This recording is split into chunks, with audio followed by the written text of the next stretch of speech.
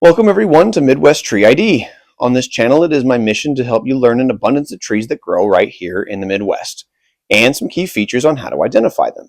There's just one thing to clarify before we begin.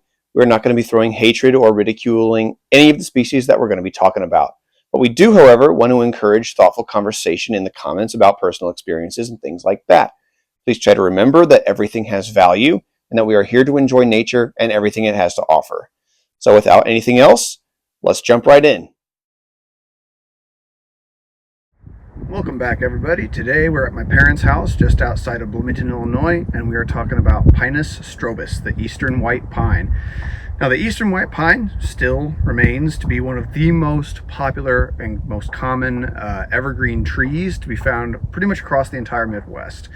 It doesn't have all the same diseases as some of the stiffer needled pines like the red pine, the Austrian pine, Scotch pine. It doesn't really have those same diseases, but it is still, it doesn't handle the wind quite as well as some of those pines, and it doesn't handle the salt, road salt, as well as some of those other pines. But it still does really well when it comes to other diseases. It doesn't really have much of those other disease problems. Now, the white pine, I'm getting sap from the cones all over me here, but the needles for the white pine are going to be very, very soft, and they are born in bunches of 5. If I can get one off of here and show you, there are 5 needles here. One's really short, and in the winter, during the winter months, these needles typically fade from a real light green to kind of a dull green or almost a yellow, which is what we're seeing here. And hopefully here in a couple of months, we'll start seeing these green up as they start putting their new growth on.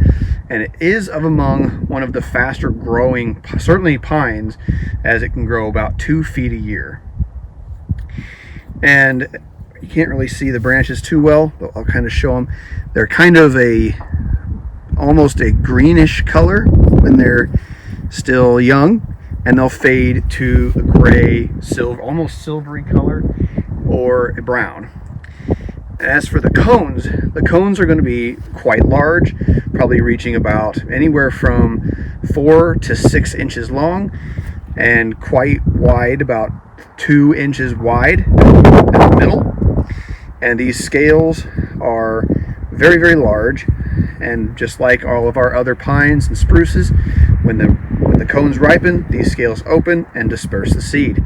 The white pine also typically does tend to be very sappy and very sticky in comparison to some of the other ones. And we'll get a look at that when we start looking at the bark. So the bark on the eastern white pine is kind of scaly, but not quite as flaky as what we see on some of the spruces. It's not quite as furrowed as you might see on Douglas fir or the hemlock.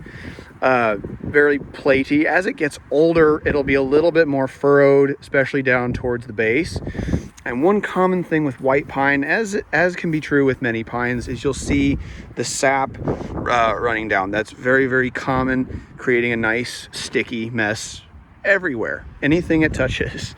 But that doesn't change the fact that white pine can certainly be a really, really nice addition to any landscape.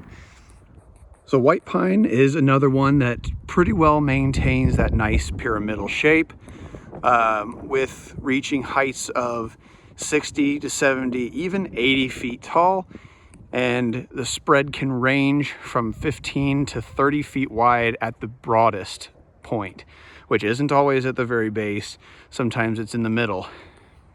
Now, these pines here are about 25, 26 years old, and they were planted when they were no bigger than probably half a foot tall. And you can see they've grown quite fast, which is pretty typical with your eastern white pine. Well, thanks everybody for joining me today, and we will see you guys next time.